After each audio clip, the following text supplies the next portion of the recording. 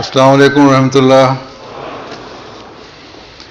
അഷ്ഹദു അല്ലാ ഇലാഹ ഇല്ലല്ലാഹ് വഹ്ദഹു ലാ ശരീക ലഹു വഅഷ്ഹദു അന്ന മുഹമ്മദൻ അബ്ദുഹു വറസൂലുഹു. അമ്മാ ബഅദു ഫഅഊദു ബില്ലാഹി മിനശ് ശൈത്വാനിർ റജീം. ബിസ്മില്ലാഹിർ റഹ്മാനിർ റഹീം. അൽഹംദുലില്ലാഹി റബ്ബിൽ ആലമീൻ അർറഹ്മാനിർ റഹീം മാലികി യൗമിദ്ദീൻ. ഇയ്യാക നഅ്ബുദു വഇയ്യാക നസ്തഈൻ. اهدنا الصراط المستقيم صراط الذين أنعمت عليهم غير المغضوب عليهم ولا الضالين. നിങ്ങൾക്ക് അള്ളാഹു തൗഫീഖ് തന്നിരിക്കുകയാണ്. നിങ്ങൾക്ക് ഈ വർഷം ഖുദ്ദാമുൽ അഹമ്മദിയുടെ ഇസ്തിമയുടെ അവസരത്തിൽ നിങ്ങൾ പങ്കെടുത്തു. അതിൽ വിവിധ പരിപാടികളിൽ മത്സര ഇനങ്ങളിൽ നിങ്ങൾ പങ്കെടുത്തു. അള്ളാഹുവിൻ്റെ അതിമഹത്തായ അനുഗ്രഹത്താൽ ഒരു വലിയ തോതിൽ യുവാക്കളും അതുപോലെ കുട്ടികളും ഇവിടെ പങ്കെടുത്തു. അവർക്ക് അതിനുള്ള തൗഫീഖ് ലഭിച്ചു. അത്യാവശ്യമായ കാര്യം എന്ന് പറയുന്നത് ഒരു ജമാഅത്തിൻ്റെ ഉദ്ദേശ ലക്ഷ്യങ്ങൾ മനസ്സിലാക്കണം, അതനുസരിച്ച് പ്രവർത്തിക്കണം എന്നതാണ് പ്രധാന കാര്യം. ജമാഅത്തിൻ്റെ അഭിവൃദ്ധിക്കുള്ള താക്കോൽ ഇതാണ്. 1938 ഖലീഫത്തുൽ മസീഹ് സാനി റളിയല്ലാഹു അൻഹു മജ്ലിസ് ഖുദ്ദാമുൽ അഹമ്മദിയയുടെ അസ്ഥിവാരം നാന്ദി കുറിച്ചപ്പോൾ മുന്നോട്ട് വെച്ച ഉദ്ദേശ ലക്ഷ്യം, അതുപോലെ പ്രതീക്ഷ, അല്ലെങ്കിൽ അദ്ദേഹത്തിൻ്റെ ആഗ്രഹം എന്നത് എല്ലാ അഹമ്മദി യുവാക്കളും കുട്ടികളും ബാലന്മാരും തങ്ങളുടെ ദീനിൻ്റെ അധ്യാപനത്തെ അനുസരിച്ച് ജീവിതത്തെ പ്രാവർത്തികമാക്കാനും തങ്ങളുടെ ധാർമ്മികാവസ്ഥ മെച്ചപ്പെടുത്താനും അള്ളാഹുവിൻ്റെ ആരാധനകളുടെ നിലവാരം മെച്ചപ്പെടുത്താനും എപ്പോഴും അള്ളാഹുവുമായുള്ള ബന്ധം ദൃഢമാക്കാനും ശ്രമിക്കണം എന്നതായിരുന്നു മുസ്ലിം മൗദ് മുന്നോട്ട് വെച്ച ഉദ്ദേശ ലക്ഷ്യം. ഖുദ്ദാമുൽ അഹമ്മദിയ എന്നത് അഹമ്മദി യുവാക്കൾക്ക് ഒരു സംഘടിതമായ നിലയിൽ ഒരു നല്ല ജീവിതം നയിക്കുന്നതിന് വേണ്ടിയുള്ള, എല്ലാവരും ഒരുമിച്ച് കൊണ്ട് ഇസ്ലാമിക അധ്യാപനങ്ങളെ പ്രാവർത്തികമാക്കുന്നതിനുള്ള ഒരവസരമാണ് സംജാതമാക്കുന്നത്. ഖുദ്ദാമുൽ അഹമ്മദിയയുടെ സ്ഥാപന ലക്ഷ്യം എന്നത് നമ്മുടെ യുവാക്കളിൽ ദീനിനോടുള്ള ദീനിൻ്റെ സേവനം, ദീനിനോടുള്ള ത്യാഗമനോഭാവം എന്നിവ അവരിൽ ഉള്ളയിക്കുക എന്നതാണ്. അതുപോലെ തന്നെ ഖുദ്ദാമുൽ അഹമ്മദിയയുടെ അടിസ്ഥാനം വെച്ചിരിക്കുന്നത് അഹമ്മദി യുവാക്കൾ തങ്ങളുടെ ദീനിലും അതുപോലെ മത കാര്യങ്ങളിലും മത ആവശ്യങ്ങൾ പൂർത്തീകരിക്കുന്നതിന് വേണ്ടി മാത്രമല്ല ഇത് സ്ഥാപിതമായിട്ടുള്ളത്, മറിച്ച് വരും തലമുറകളും തങ്ങളുടെ ദീനിൽ നിലകൊള്ളുന്നവരായിരിക്കണം. അതുപോലെ തന്നെ ഖുദ്ദാമുൽ അഹമ്മദിയയുടെ സ്ഥാപന ലക്ഷ്യമായി മറ്റൊന്നുള്ളത് അഹമ്മദി യുവാക്കൾ തങ്ങളുടെ ഉള്ളിൽ ആത്മീയവും ധാർമ്മികവുമായ ഒരു വിപ്ലവം സംജാതമാക്കണം. അങ്ങനെ ലോകത്ത് തന്നെ ധാർമ്മികവും ആത്മീയവുമായ ഒരു വിപ്ലവം സംജാതമാക്കാൻ അവർക്ക് സാധിക്കണം. അള്ളാഹുവിനോടും ലോകത്തെ സമീപസ്ഥമാക്കണം, ജനങ്ങളെ സമീപസ്ഥമാക്കണം. അവരിൽ ഒരു ആത്മാവ് സന്നിവേശിക്കപ്പെടണം.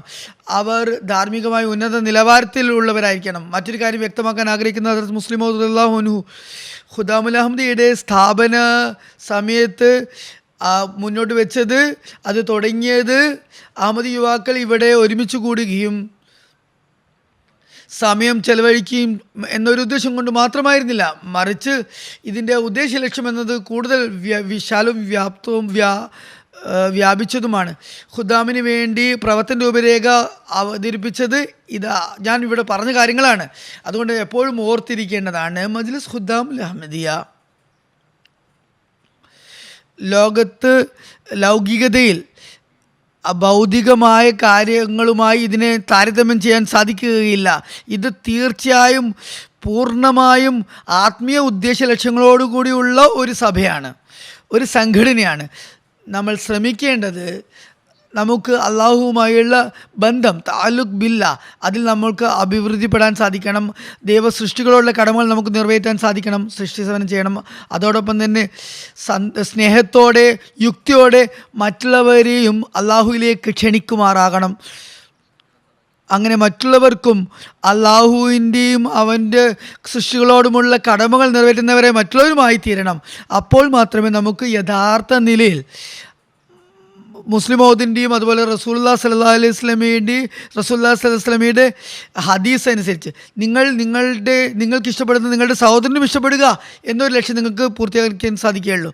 ഖാദിം അല്ലെങ്കിൽ തിഫിൽ, ഖുദാം, അത്ഫാൽ എന്ന നിലയിൽ നിങ്ങൾ ഒരിക്കലും തന്നെ ഈ ഒരു നിങ്ങളുടെ ഉദ്ദേശം, നിങ്ങളുടെ ദൗത്യ ലക്ഷ്യത്തെക്കുറിച്ച്, ദൗത്യത്തിൻ്റെ പ്രസക്തിയെക്കുറിച്ച് നിങ്ങൾ മനസ്സിലാക്കാതെ പോകരുത്. നിങ്ങളുടെ ദൗത്യം എന്നത് വളരെ വിശാലമാണ്, പ്രവിശാലമാണ്, വളരെ മഹത്തരമാണ്.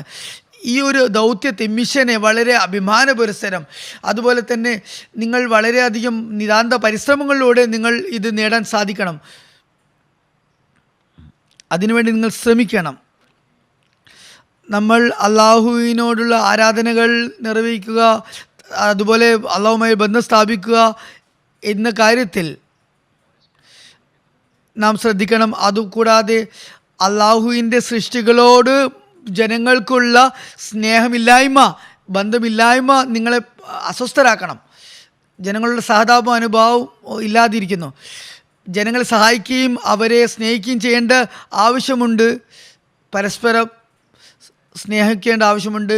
ആവശ്യക്കാർക്കും അഗതികൾക്കും ഉള്ള സഹായം എത്തിക്കേണ്ടതുണ്ട്. ജനങ്ങൾ പലതും പ്രകടനാത്മകതയോടെ, പ്രദർശനപരതയോടെയാണ് ചെയ്യുന്നത്. അവരുടെ നിക്ഷിപ്ത താല്പര്യങ്ങളുമുണ്ട്. അവർ ഭൗതികമായി, ബാഹ്യമായ നിലയിൽ അവർ സേവനം ചെയ്യുമെങ്കിലും അവർക്ക് ഉള്ളിൻ്റെ ഉള്ളിൽ ഗൂഢ ലക്ഷ്യങ്ങളുണ്ടാകും. സ്നേഹം എന്ന് പറയുന്നത് ഇപ്പോൾ വളരെ പരിമിതവും അല്ലെങ്കിൽ വളരെ ഇല്ലാത്ത ഒരവസ്ഥയിലുമാണ് നമുക്ക് ലോകത്ത് കാണാൻ സാധിക്കുന്നത്. അതിൻ്റെ പരിണിത ഫലമായി ദിനംതോറും പല ശബ്ദങ്ങളും ഇതിനെതിരെ ഉയർത്തപ്പെടുന്നു. മനുഷ്യാവകാശത്തിന് വേണ്ടി ലോകശക്തികൾ, അതുപോലെ തന്നെ പാശ്ചാത്യ ശക്തികളൊക്കെ തന്നെ അവരുടെയൊക്കെ നയമെന്ന് പറയുന്ന ഇരട്ടത്താപ്പാണ്. ഭൗതികത, അതുപോലെ തന്നെ കപടത, അതുപോലെ തന്നെ സ്വാർത്ഥത എന്നീ വികാരങ്ങളാണ് ഇവിടെ വർദ്ധിച്ചു വരുന്നതായി കാണുന്നത്. അതിനാണ് കൂടുതൽ ഇടം ലഭിക്കുന്നത്.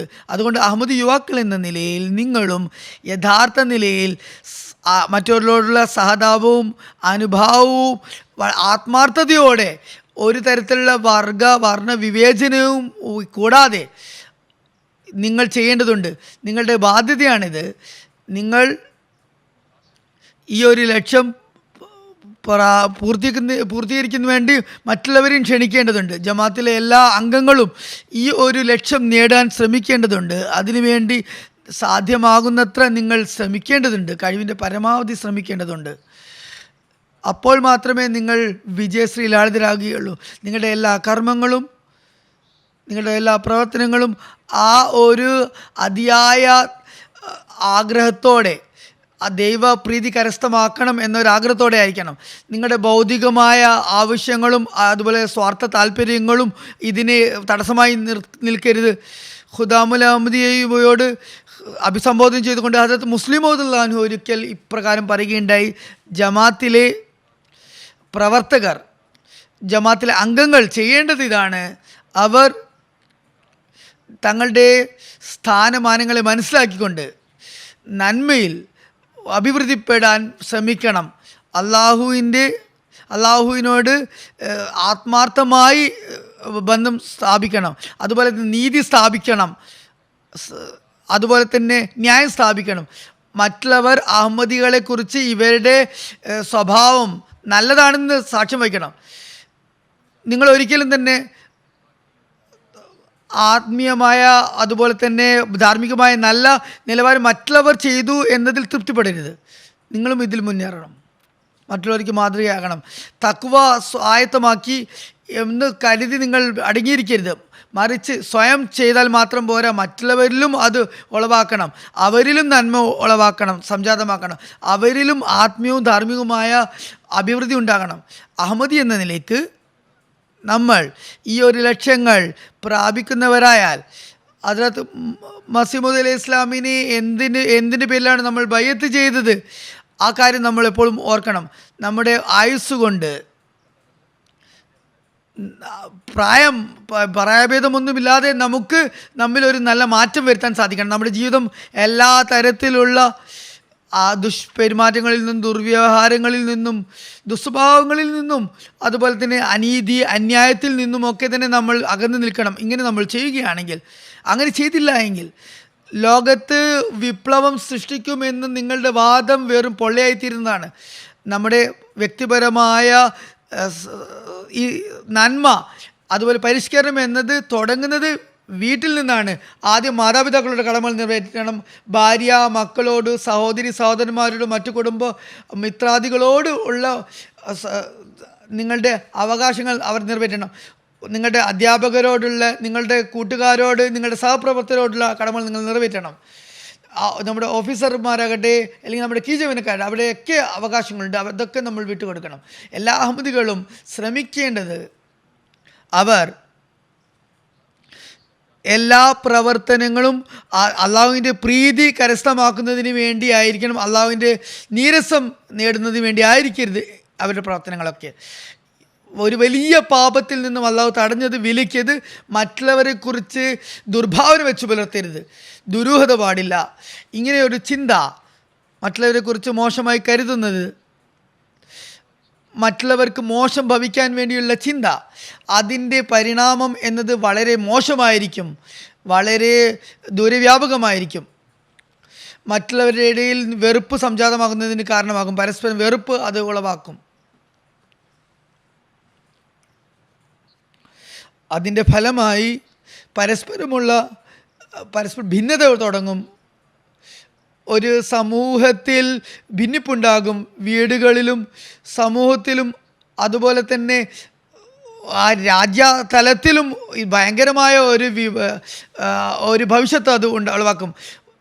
യുവാക്കളായ, വലിയ പ്രായമുള്ള വലിയ അത്ഫാളുകളും ചെറിയ യുവാക്കളായ ഖാദിമ്യങ്ങളോടും ഞാൻ ഉണർത്താൻ ആഗ്രഹിക്കുന്നത്, നിങ്ങൾ പുതുതായി ഖാദിമ്യങ്ങളാകുന്നവരും മറ്റുള്ളവരെക്കുറിച്ചുള്ള നെഗറ്റീവ് ചിന്തകൾ നിങ്ങൾ ഇല്ലാതാക്കണം. മറ്റുള്ളവരെക്കുറിച്ചുള്ള നിഷേധാത്മകമായ ചിന്ത നിങ്ങളിലുണ്ടാകരുത്. മറ്റുള്ളവരെക്കുറിച്ച് നിങ്ങൾ പോസിറ്റീവായുള്ള, ക്രിയാത്മകമായുള്ള ചിന്ത മാത്രമായിരിക്കണം നിങ്ങളുടെ ഉള്ളിലുണ്ടാകുന്നത്. നിങ്ങളുടെ മുമ്പിൽ വളരെ വ്യക്തമായ നിലയിൽ എന്തെങ്കിലും ഒരു തെളിവ് ലഭിക്കുകയാണ്, മറ്റുള്ളവരുടെ തെറ്റായ ചിന്തകളെക്കുറിച്ച് വ്യക്തമായ ധാരണ ഉണ്ടെങ്കിൽ, വ്യക്തമായ തെളിവുണ്ടെങ്കിൽ ഓക്കെ. അല്ലെങ്കിൽ നിങ്ങൾ ഒരു വലിയ പാപം എന്ന് പറയുന്നത് കളവ് പറയുന്നതാണ്, മറ്റുള്ളവരെ കുറിച്ചുള്ള ദുശ്ചിന്തയാണ്. ഈ കളവ് എന്നത് ഹൃദയത്തിൽ ഇടം പിടിച്ചാൽ, അതിന് വേര് പിടിച്ചാൽ, പരസ്പരമുള്ള വിശ്വാസവും അതുപോലെ ഐക്യതയും അഖണ്ഡതയും ഉള്ള ആ ബന്ധത്തെ അത് തകർക്കുന്നതാണ്. ഹൃദയത്തിൽ കളവ് ഇടം പിടിച്ചാൽ, നമ്മുടെ ഈ കാലഘട്ടത്തിൽ കളവ് വളരെ സർവ്വവ്യാപിയായിരിക്കുകയാണ്. സാധാരണക്കാരൻ കളവ് എന്താണ്, സത്യം എന്താണ് എന്നതിനുള്ള വകതിരിവ് തന്നെ ഇല്ലാതെ ആയിരിക്കുന്നു. സമൂഹത്തിൽ നിന്നുമുള്ള മോശമായ സ്വാധീനത്തിൻ്റെ ഫലമായാണ് ചില അഹമ്മദികളും ഈ ഒരു തിന്മയിൽ അകപ്പെട്ടിരിക്കുന്നു. അവർ കളവ് ശീലിച്ചിരിക്കുന്നു. ചെറിയ തരത്തിലുള്ള, നിസ്സാരമായ തരത്തിലുള്ള വഞ്ചന, ചതി, അതുപോലെ തന്നെ തമാശയ്ക്ക് വേണ്ടിയുള്ള കളവ് പറയുന്നത് ശരിയാണ് എന്നാണ് അവർ കരുതുന്നത്. എന്നാൽ എല്ലാ തരത്തിലുള്ള കളവിൽ നിന്നും അള്ളാഹു വിലക്കിയിരിക്കുന്നു. ഈ സമൂഹത്തിൽ ദിനേനയുള്ള തിന്മകൾ വർദ്ധിക്കുന്നത് സോഷ്യൽ മീഡിയയുടെ പ്രഭാവമാണ്. അതിൽ തിന്മ പ്രചരിപ്പിക്കപ്പെടുന്നു. അതിനെക്കുറിച്ച് ആർക്കും സംശയമില്ല. തെറ്റായ പ്രസ്താവന യുടെ വിളനിലമായി ലോകം ഇന്ന് മാറിയിരിക്കുകയാണ്. എത്തരം സന്ദേശങ്ങളാണ് ഇവർ മുന്നോട്ട് ഫോർവേഡ് ചെയ്യുന്നത്. അവർക്ക് അറിഞ്ഞും അറിയാതെയും അവർ തെറ്റായ വ്യാജമായ വാർത്തകളാണ് മറ്റുള്ളവരിലേക്ക് എത്തിക്കുന്നത്. അങ്ങനെ മറ്റുള്ളവരെ വഞ്ചനയിൽ അകപ്പെടുത്തുന്നു, ചതിക്കുന്നതിന് കാരണമാകുന്നു. ചില യുവാക്കൾ അതിനെക്കുറിച്ച് അവർക്ക് ചിന്ത പോലുമില്ല, അവർക്കത് മനസ്സിലാകുന്ന പോലില്ല ഇതിൻ്റെ തെറ്റായ വശം. കളവും അതുപോലെ പ്രോപ്പഗണ്ടയൊക്കെ തന്നെ ഗ്രാമങ്ങളിലും പട്ടണങ്ങളിലുമൊക്കെ തന്നെ വ്യാപിച്ചുകൊണ്ടിരിക്കുകയാണ്. വിവിധ ജനതകൾക്കിടയിലും വിവിധ മതസമൂഹങ്ങൾക്കിടയിലും കളവ് കാരണം അവർക്കിടയിൽ കലഹങ്ങളുണ്ടാകുന്നു. സോഷ്യൽ മീഡിയയിൽ വളരെ മറ്റുള്ളവരെ സോഷ്യൽ മീഡിയ എന്നത് മറ്റുള്ളവരെ അടുപ്പിക്കാനുള്ള ഒരു പ്ലാറ്റ്ഫോമാണ് എന്നാണ് പറയപ്പെടുന്നത്. പക്ഷേ മറ്റുള്ളവരെ അടുപ്പിക്കാനുള്ള ഒരു പ്ലാറ്റ്ഫോമാണ്. സോഷ്യൽ മീഡിയയിൽ ഒരുപാട് കളവ് പ്രചരിപ്പിക്കപ്പെടുന്നു. അതിൻ്റെ ഫലമായി അപരാധ ചിന്ത ഉള്ള ആളുകൾ, കുറ്റവാളികളെ ചിന്തകൾ, ചില ചെറിയ നിരപരാധി കുട്ടികളെ അവർ അതിക്രമകാരികൾ വധിച്ചു. എന്നിട്ട് അവർ കളവ് സോഷ്യൽ മീഡിയ മുഖേന പ്രചരിപ്പിച്ചു. ജനങ്ങളത് വിശ്വസിച്ചു. അതിൻ്റെ ഫലമായി എന്താണ് സംഭവിച്ചത്? നിങ്ങളുടെ മുമ്പിൽ അതിന് UK തന്നെയുണ്ട്. ഇത് ഇവിടെ ഇമിഗ്രൻ്റ് ആയിട്ടുള്ള വന്നവർ, മറ്റുള്ള കുടിയേറി പാർത്തവർ, പ്രത്യേകിച്ച് മുസ്ലിങ്ങൾ അതിനുള്ള ഭവിഷ്യത്ത് അനുഭവിക്കുകയാണ്. തെറ്റായ കാര്യങ്ങൾ പ്രചരിപ്പിക്കുന്നു, അങ്ങനെ തെറ്റായ വാർത്തകൾ പ്രചരിപ്പിക്കുന്നു. അവർക്ക് ഇതിനെക്കുറിച്ച് ഞങ്ങൾക്ക് ഇതിലൊരു പങ്കുമില്ലെന്ന് അവർ കരുതുന്നു. എന്നാൽ സത്യത്തിൻ്റെ നമ്മുടെ കണ്ണുകളും അതുപോലെ തന്നെ സത്യത്തെ നമ്മൾ സംരക്ഷിക്കുന്നവരും സത്യത്തിന് ജാമ്യം നിൽക്കുന്നവരും സത്യത്തിൻ്റെ ആദർശത്തെ മുറുകെ പിടിക്കുന്നവരും ഒരു അഹമ്മദി തന്നെയും ഒരു തെറ്റായ വാർത്ത പ്രചരിപ്പിക്കാൻ ഇടവരരുത്. സെൻഡ് എന്ന ബട്ടൺ നിങ്ങൾ പ്രസ് ചെയ്യുന്നതിന് മുമ്പ് വളരെയധികം ചിന്തിക്കുക. നിങ്ങൾ ഫോർവേഡ് ചെയ്യുന്ന മെസ്സേജ് മറ്റുള്ളവർക്ക് പ്രയോജനം നൽകുന്നതാണോ അതോ മറ്റുള്ളവർക്ക് ബുദ്ധിമുട്ട് ഉളവാക്കുന്ന? അങ്ങനെ തോന്നുന്ന പോലെ നിങ്ങൾ മെസ്സേജ് ഫോർവേഡ് ചെയ്യരുത്. നിങ്ങൾ ഏതെങ്കിലും പോസ്റ്റ് കാണുകയാണെങ്കിൽ നിങ്ങൾക്ക് ചെറിയ സംശയമെങ്കിലും ഉണ്ടെങ്കിൽ അതിൽ തെറ്റായ എന്തെങ്കിലും കാരണമുണ്ട്, യാഥാർത്ഥ്യമില്ല എന്ന് നിങ്ങൾ കരുതുകയാണെങ്കിൽ നിങ്ങൾ ഒരിക്കലും തന്നെ അത് ഫോർവേഡ് ചെയ്യരുത്, പോസ്റ്റ് ചെയ്യരുത്. എന്ത് തന്നെ സംഭവിച്ചാലും ഒരഹമ്മദി ഒരിക്കലും കളവ് മുഖേന കളവിനെ പ്രൊമോട്ട് ചെയ്യരുത്. സോഷ്യൽ മീഡിയ കൂടാതെ ജനങ്ങൾ സ്വയം സംരക്ഷിക്കുന്നതിന് വേണ്ടി തങ്ങളുടെ മാതാപിതാക്കളിൽ നിന്നും തങ്ങളെ രക്ഷപ്പെടുത്താൻ, തങ്ങളുടെ ടീച്ചർമാരുടെ മുന്നിൽ രക്ഷപ്പെടാൻ, തങ്ങളുടെ ഓഫീസർമാരിൽ നിന്ന് രക്ഷപ്പെടാൻ വേണ്ടി കളവ് സോഷ്യൽ മീഡിയയിൽ പ്രചരിപ്പിക്കുന്നു. പരസ്പരം വിധി അനുകൂലമാക്കാൻ അല്ലെങ്കിൽ മറ്റുള്ളവരിൽ നിന്ന് സാധാരണ നേടിയെടുക്കാൻ വേണ്ടി അവർ കളവിനെ ആശ്രയിക്കുന്നു. അത്തരക്കാർക്ക് അങ്ങനെ ഒരു ചിന്ത തന്നെയില്ല. കളവ് പറയുന്നത് ഒരു മഹത്തായ പാപകൃത്യമാണെന്ന് അവർക്കൊരു ധാരണ പോലുമില്ല. ഒരു വ്യക്തി അള്ളാഹുവിൽ വിശ്വസിക്കുന്നുണ്ടെങ്കിൽ അവൻ ഒരിക്കലും തന്നെ ഇങ്ങനെ ഒരു ചിന്ത തന്നെ അവന് ഉദിക്കുകയില്ല. കളവിൻ്റെ പരിണിത ഫലം ഭവിഷ്യത്ത് എന്താണ്, അത് അള്ളാഹുവിൻ്റെ ഭാഗത്തു നിന്നും എന്ത് ശിക്ഷയാണ് ഉണ്ടാകുന്നത് എന്ന് മനസ്സിലാക്കുന്നതാണ്. അള്ളാഹു കളവിനെ ഷിർക്കായി, അന്യാരാധനയായി ആണ് അള്ളാഹു ഷിർക്കിനെ കുറിച്ച് പറഞ്ഞിട്ടുള്ളത്. റസൂലുള്ളാഹി സ്വല്ലല്ലാഹു അലൈഹി വസല്ലം പറഞ്ഞത് കളവ് പറയുന്നവൻ കപടനാണ്, മുനാഫിക്കാണ്, മുനാഫിക്കിൻ്റെ ഒരു അടയാളമാണ്, ലക്ഷണമാണ്. റസൂലുള്ളാഹി സ്വല്ലല്ലാഹു അലൈഹി വസല്ലം പറയുകയുണ്ടായി, ഒരു കപടൻ, ഒരു മുനാഫിക്ക് എപ്പോഴും സംസാരിക്കുമ്പോൾ കളവാണ് പറയുക. അതുപോലെ തന്നെ ആരോടെങ്കിലും വാഗ്ദാനം ചെയ്യുമ്പോൾ അത് വാഗ്ദാനം ലംഘിക്കുന്നു, ഉടമ്പടി ലംഘിക്കുന്നു. ആരെങ്കിലുമായി കലഹിക്കുമ്പോൾ, വഴക്ക് കൂടുമ്പോൾ അവൻ ആ സമയത്ത് ചീത്ത വിളിക്കുന്നു, മറ്റുള്ളവർ ഭർസിക്കുന്നു. അത് മുനാഫിക്കിൻ്റെ ലക്ഷണമാണ്. ഒരു അഹമ്മദി യുവാവും ഒരു യുവതിയും കുട്ടികളും ഒരിക്കലും തന്നെ ഇത് വകവെച്ചു കൊടുക്കാൻ പാടില്ല.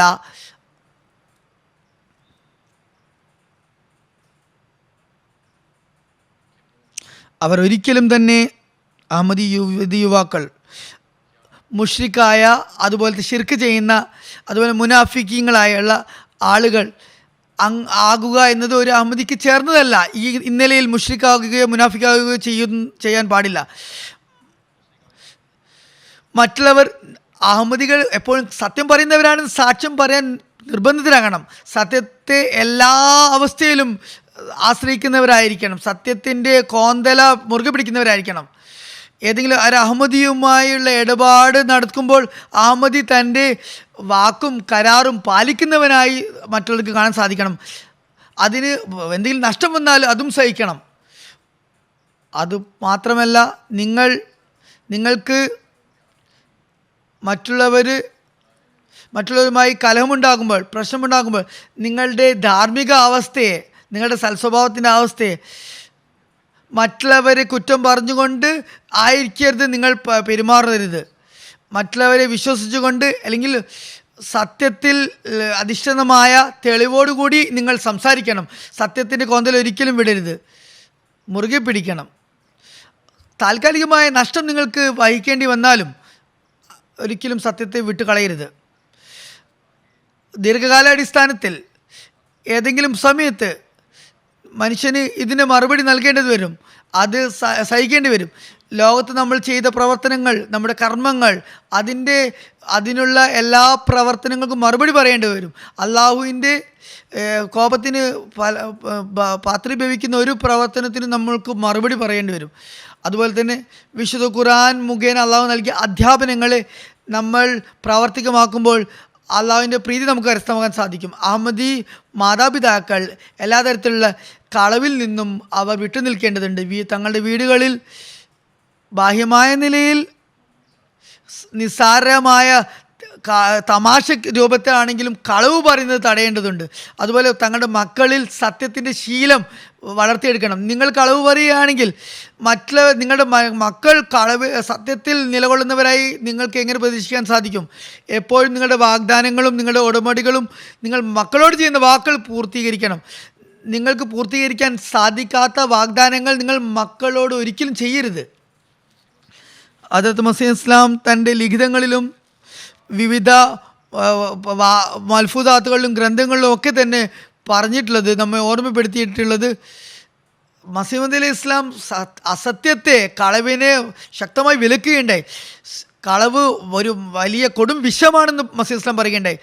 ഒരു വ്യക്തി എത്രത്തോളം അസത്യത്തിൽ നിന്നും വിരമിക്കുന്നില്ലയോ, വിട്ടുകളയുന്നില്ലയോ, അവനൊരിക്കലും ആത്മാർത്ഥനായി മാറുന്നതല്ല. കളവില്ലാതെ ഒരു രക്ഷമില്ലെന്ന് കരുതുന്ന ഒരു വ്യക്തി, മസീഹ് ഇസ്ലാം പറയുകയാണ്, അവൻ യഥാർത്ഥത്തിൽ വളരെ വ്യസനകരമെന്ന് പറയട്ടെ, ഇത് വളരെ മോശം ചിന്താഗതിയാണ്. ഹദ്റത്ത് മസീഹ് ഇസ്ലാം ഈ ഒരു ചിന്തയെ ശക്തമായി അതിൽ നിന്നും അത് വെറുക്കുന്നു. ആളുകൾ കരുതുന്നത് കളവ് പറയാതെ രക്ഷയില്ല എന്നാണ്. ആ ഒരു വ്യക്തിക്ക് കളവ് പറയാതെ രക്ഷയില്ലെങ്കിൽ മസീഹ് ഇസ്ലാം പറയുന്നത് സത്യത്തിൽ നിലകൊള്ളാൻ സാധിച്ചില്ലെങ്കിൽ അവർക്ക് ഒരു കാരണത്താലും അവർക്ക് കളവിനെ ന്യായീകരിക്കാൻ സാധിക്കുന്നതല്ല. വളരെ വ്യസനകരമെന്ന് പറയട്ടെ, ആളുകൾ അള്ളാഹുവിനെ വിലമതിക്കുന്നില്ല, വേണ്ടത്ര യഥാർത്ഥം വിലമതിക്കുന്നില്ല, അവർ ആവശ്യമായി കരുതുന്നില്ല. അള്ളാഹുവിൻ്റെ കാരുണ്യവും അവൻ്റെ അനുഗ്രഹവും കൂടാതെ ഒരു മനുഷ്യനും ജീവിക്കാൻ സാധിക്കുന്നില്ലെന്ന് അവർ മനസ്സിലാക്കുന്നില്ല. ഹദ്റത്ത് മസീഹ് അലൈഹി സ്വലാത്തു വസ്സലാം പറയുകയുണ്ടായി, അവർ കരുതുന്നത് തിന്മ, അതുപോലെ തന്നെ കളവിൻ്റെ മാലിന്യം, ഇത് മുഖേന, തിന്മ മുഖേനയും കളവ് മുഖേനയാണ് അവർ പ്രയാസങ്ങളിൽ നിന്ന് രക്ഷപ്പെടാൻ സാധിക്കുന്നത് അവർ കരുതുന്നു. വിശുദ്ധ ഖുർആനിൽ കളവിനെ നിങ്ങൾ ബിംബാരാധനയുമായാണ് കളവിനെ ഖുർആനിൽ താരതമ്യപ്പെടുത്തിയിരിക്കുന്നത്, സാദൃശ്യപ്പെടുത്തിയിരിക്കുന്നത്. നമ്മൾ അള്ളാഹുവിൻ്റെ അനുഗ്രഹം കൂടാതെ, അവൻ്റെ കാരുണ്യം കൂടാതെ നമുക്ക് ശ്വാസം പോലും കഴിക്കാൻ സാധിക്കുന്നില്ല എന്ന് മസീഹ് ഇസ്ലാം പറയുന്നു. മനുഷ്യൻ ശ്വസിക്കുന്ന ഓരോ വായുവും അള്ളാഹുവിൻ്റെ അനുഗ്രഹത്താലാണ് അത് അവന് ശ്വസിക്കാൻ സാധിക്കുന്നത്. ആരാണോ കളവ് പറയുന്ന ഉദ്ദേശത്തോടെയുള്ളത് അവനൊരിക്കലും തന്നെ വിജയം പ്രാപിക്കുന്നതല്ല. സത്യത്തെ ഉപേക്ഷിക്കുന്നതിലൂടെ മനുഷ്യൻ അള്ളാഹുവിൻ്റെ സഹായത്തിൽ നിന്നും അവൻ്റെ സംരക്ഷണത്തിൽ നിന്നും സ്വയം തന്നെ അകന്നു പോവുകയാണ് ചെയ്യുന്നത്. നമ്മൾ സമൂഹത്തിൽ കളവിനെ വ്യാപിപ്പിക്കുമ്പോൾ ലോകത്തിൻ്റെ സമാധാനത്തിന് വെല്ലുവിളി ഉയർത്തുന്ന ഒരുപാട് കാര്യങ്ങളായിരിക്കും നാം ചെയ്യുന്നത്. അത് കളവാണ് സമാധാന ഭംഗത്തിന് കാരണം. ലോകത്തുള്ള പ്രശ്നങ്ങൾ അഗ്നി പോലെ, കാട്ടുതീ പോലെ പടരുകയാണ്. അതിൻ്റെയൊക്കെ അടിസ്ഥാനം കളവാണ്. യഥാർത്ഥത്തിൽ നിങ്ങളുടെ കർമ്മങ്ങളുടെ പരിണത ഫലമായി നിങ്ങളുടെ ലോകം ഒരു വിപത്തിൻ്റെ വക്കിലേക്ക് പോകുന്നത് കളവിൽ നിലകൊള്ളുന്നതുകൊണ്ട്. അതുപോലെ തന്നെ വ്യക്തിപരമായ നിലയിലും ആളുകൾ ശ്രമിക്കുന്നത് ഇത്തരം കാര്യങ്ങളാണ്. ഇതിൽ നിന്ന് വിട്ടു നിൽക്കേണ്ടതാണ്. തങ്ങളുടെ ആത്മാഭിമാനത്തിന് വേണ്ടി ചിലവർ കളവ് പറയുന്നു. ഉസൂർ പറയുന്നു, മസീഹ് ഇസ്ലാം പറയുന്നു, ഒരു വ്യക്തി റസൂലുള്ളാഹി സ്വല്ലല്ലാഹു അലൈഹി വസല്ലമയുടെ അടുത്ത് വന്ന് തിന്മകളിൽ നിന്ന് രക്ഷപ്പെടാൻ റസൂലുള്ളാഹി സ്വല്ലല്ലാഹു അലൈഹി വസല്ലമയോട് ചോദിച്ചു, എന്താണ് ഞാൻ ചെയ്യേണ്ടത്? അപ്പോൾ റസൂലുള്ളാഹി സ്വല്ലല്ലാഹു അലൈഹി വസല്ലം പറഞ്ഞു, താങ്കൾ കളവ് ഉപേക്ഷിക്കുക, കളവ് പറയുന്നത് നിർത്തുക. സത്യത്തോടുകൂടി തങ്ങളുടെ ഉത്തരവാദിത്വം നിറവേറ്റുകയാണെങ്കിൽ ഒരു മനുഷ്യന് മറ്റ് നന്മകൾ ചെയ്യാനുള്ള കഴിവും ലഭിക്കുന്നതാണ്. മറ്റ് തിന്മകളിൽ നിന്നും അവന് രക്ഷപ്പെടാൻ സാധിക്കുന്നതാണ്.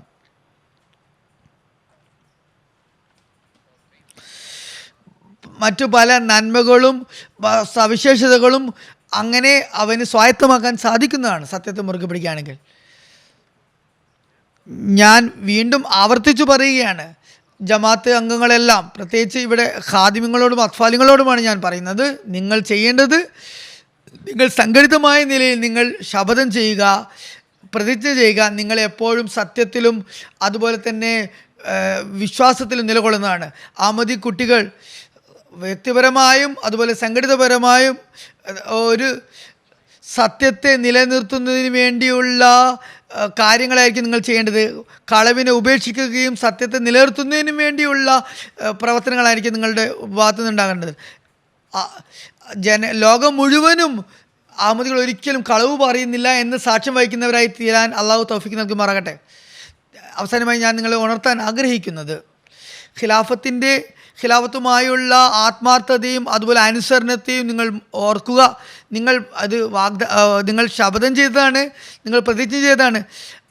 ഖലീഫയുടെ എല്ലാ മഅറൂഫായ തീരുമാനങ്ങളെയും നിങ്ങൾ അനുസരിക്കുന്നതാണ്. ന്യായമായ കാര്യങ്ങൾ, മഅറൂഫായ കാര്യങ്ങൾ എന്ന് പറഞ്ഞാൽ എന്താണ്? നിങ്ങളുടെ ശപഥത്തിൽ അതുണ്ട്. മഅറൂഫായ തീരുമാനങ്ങൾ എന്ന് പറയുന്നത് അള്ളാഹുവിൻ്റെ കൽപ്പനകളെ മുന്നോട്ട് കൊണ്ടുപോകാനും മറ്റുള്ളവരിലേക്ക് എത്തിക്കാനും റസൂലുള്ളാഹി സ്വല്ലല്ലാഹു അലൈഹി വസല്ലമയുടെ കൽപ്പനകളെ മറ്റുള്ളവരിലേക്ക് എത്തിക്കുന്നതാണ് മഅറൂഫായ തീരുമാനം. കാലത്തിന് ഖലീഫ ഒരിക്കലും തന്നെ അള്ളാഹുവിൻ്റെ കൽപ്പനകൾക്കും അതുപോലെ തന്നെ റസൂലുള്ളാഹി സ്വല്ലല്ലാഹു അലൈഹി വസല്ലമയുടെ കൽപ്പനകൾക്കും എതിരിൽ ഒരിക്കലും തന്നെ ഖലീഫ സംസാരിക്കുന്നതല്ല. അതുകൊണ്ട് നിരന്തരം നിങ്ങൾ സ്വയം അവലോകനം ചെയ്യുക. നിങ്ങൾ നിങ്ങളുടെ ശപഥം പാലിക്കുന്നവരാണോ? സത്യപ്രതിജ്ഞ പാലിക്കുന്നവരാണോ? നിങ്ങൾ ഖലീഫയുടെ മഅറൂഫായ തീരുമാനങ്ങൾ അനുസരിക്കുന്നവരാണോ? ഉദാഹരണത്തിന് ഞാൻ പല തവണ അടിക്കടി നമസ്കാരത്തെ നിലനിർത്താൻ വേണ്ടി, സമയത്ത് നമസ്കരിക്കാൻ വേണ്ടി പറയുന്നു. അത് ഖുർആൻ്റെ കൽപ്പനയാണ്. നമസ്കാരം കൃത്യസമയത്ത് പാലിക്കണമെന്ന് ഖുർആൻ്റെ കൽപ്പനയാണ്. ഇതേക്കുറിച്ച് അഹമ്മദികളെ ഞാൻ അടിക്കടി ഉപദേശിക്കുന്നു, ഉണർത്തിക്കൊണ്ടിരിക്കുന്നു. നമസ്കാരം വളരെ ശ്രദ്ധയോടെ, അനുധാവനത്തോടെ, പൂർണ്ണമായ അവധാനതയോടെ അതിൻ്റെ സമയത്ത്, കൃത്യസമയത്ത് അനുഷ്ഠിക്കണമെന്ന് ഞാൻ പറയാറുണ്ട്. പള്ളികളിലും നമസ്കാര സെൻറ്ററുകളിലും ഹാജർ നിലവാരം കുറഞ്ഞു വരികയാണ്, വേണ്ടത്ര ഇല്ല. എന്നാൽ വാസ്തവത്തിൽ ഒരുപാട് ഖാദിമുകളും അത്ഫാലുകളും നമസ്കാര സെൻറ്ററിൻ്റെയും അതുപോലെ പള്ളിയുടെ അടുത്തും അവർക്ക് വരാൻ സാധിക്കുന്ന നിലയിലുണ്ട്. എന്നാൽ അവർ വരുന്നില്ല. നമസ്കാരത്തിൻ്റെ സമയത്ത് അവർ ഉണരുന്നില്ല. എല്ലാ ഖാദിമുകളും യുവാക്കളും വ്യക്തിപരമായ നിലയിലും ഖുദാമുൽ അഹമ്മദിയ ഒരു മജ്ലിസ് എന്ന നിലയിലും സംഘടന എന്ന നിലയിലും ഈ കാര്യത്തിലേക്ക് വളരെയധികം ശ്രദ്ധ ചെലുത്തേണ്ടതുണ്ട്. ഒരു സംശയവുമില്ല, അള്ളാഹുവിൻ്റെ കൽപ്പന, അള്ളാഹുവിനോടുള്ള കടമകൾ നമ്മൾ നിറവേറ്റുമ്പോൾ അള്ളാഹുവിനോടുള്ള സ്നേഹം, നിങ്ങളുടെ അള്ളാഹുവിൻ്റെ സൃഷ്ടികളോടുള്ള സ്നേഹത്തെ അത് നിറവേറ്റാനും നിങ്ങളെ അത് ഉണർത്തുന്നതായിരിക്കും. അള്ളാഹുവിനോടുള്ള ആരാധന പൂർത്തീകരിക്കുന്നതിന് വേണ്ടി, അതുപോലെ തന്നെ ഉന്നത നിലവാരത്തിലുള്ള ധാർമ്മികത സ്വായത്തമാക്കുന്നതിന് വേണ്ടി, അത് പ്രകടിപ്പിക്കുന്നതിന് വേണ്ടി സമൂഹത്തിൽ നിങ്ങൾ അഭിവൃദ്ധിക്ക് കാരണമാകുമ്പോൾ, പുരോഗതിക്കും ക്ഷേമത്തിനും കാരണമാകുമ്പോൾ, നിങ്ങൾ മറ്റുള്ളവരെ, ജനങ്ങളെ സമാധാനത്തിലും സ്നേഹത്തിൻ്റെയും സമാധാനത്തിൻ്റെ കൊടുക്കിയിൽ നിങ്ങൾ കൊണ്ടുവരുന്നവരായി മാറണം. അതുപോലെ തന്നെ മറ്റൊരു കാര്യത്തിലേക്ക് ഞാൻ ശ്രദ്ധ ചെലുത്താൻ ആഗ്രഹിക്കുന്നത്, നമസ്കാരത്തിന് ശേഷം നമ്മുടെ പള്ളികളിൽ ചെറിയ ദർസുകൾ ഉണ്ട്. നിങ്ങൾ നമസ്കരിച്ച് പെട്ടെന്ന് അവിടെ നിന്ന് ഇറങ്ങി പോകാതെ ആ ദർസുകൾ ഇരുന്ന് സശ്രദ്ധം കേൾക്കേണ്ടതുണ്ട്, സൂക്ഷ്മതയോടെ കേൾക്കേണ്ടതുണ്ട്. ഈ ദർസിൽ അള്ളാഹുവിൻ്റെ കൽപ്പനകൾ, റസൂലുള്ളാഹി സ്വല്ലല്ലാഹു അലൈഹി വസല്ലം കൽപ്പനകളാണ് വായിച്ചു കേൾപ്പിക്കുന്നത്. അള്ളാഹുവിൻ്റെ കൽപ്പനകൾ, റസൂലുള്ളാഹി സ്വല്ലല്ലാഹു അലൈഹി വസല്ലമയുടെ കൽപ്പനകൾ നിങ്ങളുടെ ആ ശബ്ദം നിങ്ങളുടെ കാതുകളിൽ വീണുകൊണ്ടിരിക്കുമ്പോൾ നിങ്ങളുടെ ഈമാനിലും അതുപോലെ തന്നെ ദീനിലും അഭിവൃദ്ധിപ്പെടാൻ നിങ്ങൾക്ക് സാധിക്കും. നിങ്ങളുടെ ദീനി വിജ്ഞാനത്തെ വർദ്ധിപ്പിക്കാൻ വേണ്ടി നിങ്ങൾ ശ്രമിച്ചുകൊണ്ടേയിരിക്കേണ്ടതാണ്. ദീനി വിദ്യാഭ്യാസം വേണം. ഏറ്റവും അടിസ്ഥാന കാര്യം എന്ന് പറയുന്നത് നിങ്ങളുടെ ദീനിനെക്കുറിച്ച്, നിങ്ങളുടെ വിശ്വാസത്തെക്കുറിച്ചുള്ള അറിവ് നിങ്ങൾ കൂടുതൽ വർദ്ധിപ്പിക്കണം. അത് നിങ്ങൾക്ക് കൂടുതൽ അറിവ് സമ്പാദിക്കുമ്പോൾ മാത്രമേ നിങ്ങൾക്ക് അതനുസരിച്ച് പ്രവർത്തിക്കാൻ സാധിക്കുകയുള്ളൂ. ഈ ഇസ്തിമ ഇവിടെ അവസാനിക്കുകയാണ്. നിങ്ങൾ നിങ്ങളുടെ വീടുകളിലേക്ക് തിരിച്ചു പോവുകയാണ് ഇൻഷാ അല്ലാഹ്. ഞാൻ നിങ്ങളോട് പറയുന്നത്, നിങ്ങൾ ഈ കാര്യങ്ങൾ പ്രത്യേകം ശ്രദ്ധിക്കുക. ഇതേക്കുറിച്ച് നിങ്ങൾ ചിന്തിക്കുക. ഞാൻ പറഞ്ഞ കാര്യങ്ങളെക്കുറിച്ച് നിങ്ങൾ ചിന്തിക്കുക. പ്രത്യേകമായ നിലയിൽ റസൂലുള്ളാഹി സ്വല്ലല്ലാഹു അലൈഹി വസല്ലം എങ്ങനെയാണ് കളവിനെ ഉപേക്ഷിക്കുന്നതിനും തൻ്റെ സഹാബിയെ ഉപദേശിച്ചത്. അതായത് നീ കളവിൽ നിന്ന് മാറി നിൽക്കുകയാണെങ്കിൽ എല്ലാത്തിനും മുകളിൽ നിന്ന് രക്ഷപ്പെടുന്നതാണെന്ന് പറഞ്ഞത് ഓർക്കുക. ഹദ്റത്ത് മസീഹ് ഇസ്ലാമിൻ്റെ അധ്യാപനങ്ങളെ പ്രത്യേകമായ നിലയിൽ പാലിക്കുക. കളവിനെതിരെ നിങ്ങൾ വ്യക്തിപരമായ നിലയിലും സംഘടിതമായ നിലയിലും നിങ്ങൾ ജിഹാദ് ചെയ്യുക. നിങ്ങൾ സത്യത്തെ മുറുകെ പിടിക്കുന്നവരായിരിക്കണം. നിങ്ങളുടെ അഭിവൃദ്ധിയുടെ മാർഗത്തിലേക്ക് നിങ്ങളെ നയിക്കുന്ന കാര്യം ഇതുതന്നെയായിരിക്കും. ഖുദാമുലാമതിയും അത്ഫലാമതിയും സത്യത്തിൻ്റെ കോന്തലയെ എപ്പോൾ മുറുകെ പിടിക്കണം, അതൊരിക്കലും ഉപേക്ഷിക്കരുത്. എപ്പോഴേക്കുമായി എന്നേക്കുമായുള്ള വിജയവും അതുപോലെ തന്നെ അഭിവൃദ്ധിയും അഹമ്മദിയ ജമാഅത്തിന് ലഭിക്കുമെന്നതിന് സംശയമില്ല ഇൻഷാ അല്ലാഹ്. എന്നാൽ ഇത് ഇസ്ലാമിൻ്റെ യഥാർത്ഥ അധ്യാപനങ്ങളെ നിങ്ങൾ വ്യക്തിപരമായും സംഘടിച്ചുകൊണ്ടും സംഘടനാപരമായും പ്രവർത്തിക്കുമ്പോൾ മാത്രമേ അത് സാധ്യമാകുള്ളൂ. ശത്രുക്കൾ എന്ത് തന്നെ പറഞ്ഞാലും, അവർ എന്ത് തന്നെ ചീത്ത വിളിച്ചാലും, എല്ലാ തരത്തിലുള്ള അതിക്രമങ്ങളും യാതനകളും അക്രമങ്ങളും നടത്തിയാലും, നിങ്ങൾ ഒരിക്കലും തന്നെ അവരെന്ത് ചെയ്താലും അവർക്ക് നിങ്ങൾക്ക് ഒരു നഷ്ടവും വരുത്തി വെക്കാൻ സാധിക്കുകയില്ല. കാരണം നമ്മൾ ഒരുമിച്ച് നിന്നുകൊണ്ട് സത്യത്തിൻ്റെ ആദർശങ്ങളിൽ നിലകൊള്ളുന്നവരാണെങ്കിൽ നമ്മൾ ഒരു ശക്തമായ മതിലായി മാറുന്നതായിരിക്കും. നമ്മുടെ ലക്ഷ്യം, നമ്മുടെ ഉദ്ദേശം നിങ്ങൾ ഓർക്കേണ്ടത് നമ്മുടെ വ്യക്തിപരമായ അവസ്ഥയിൽ നിന്നും ഉന്നതമായി അത് മാറ്റേണ്ടതും, വ്യക്തിത്വത്തെക്കാൾ കൂടുതൽ അതിന് ശ്രേഷ്ഠം നൽകണം. വെറും പാട്ടുപാടി നസം പാടിയത് കൊണ്ടോ അല്ലെങ്കിൽ ഇവിടെ ഞാര് മുഴക്കിയത് കൊണ്ടോ മുദ്രാവാക്യം മുഴക്കിയത് കൊണ്ടോ മാത്രമായില്ല നമ്മുടെ അഭിവൃദ്ധിയുടെ മാർഗം മുഖേന നമ്മുടെ സ്വയം സംസ്കരണവും അതുപോലെ തന്നെ ആത്മസംസ്കരണവും ഇസ്ലാമിക അധ്യാപനങ്ങൾ പാലിക്കുന്നതിലൂടെ മാത്രമാണ് നമുക്ക് വിജയം ലഭിക്കുക. എല്ലാ ഖാദിമിനും എല്ലാ അത്ഫാലിനും ഈ ഇസ്തിമയിൽ നിന്നും പോകുന്നത് ഉറച്ച തീരുമാനത്തോടെ ദൃഢപ്രതിജ്ഞയോടെ ആയിരിക്കണം. തങ്ങളുടെ ഉള്ളിൽ ഒരു ശക്തമായ പരിവർത്തനം സംജാതമാക്കും. തങ്ങളുടെ എല്ലാ പ്രവർത്തനങ്ങളിലും സത്യത്തെ മുറുകെ പിടിക്കും എന്ന ശപഥത്തോടെ ആയിരിക്കും നിങ്ങൾ പോകേണ്ടത്. നിങ്ങൾക്ക് ദുആയിൽ പങ്കെടുക്കാം.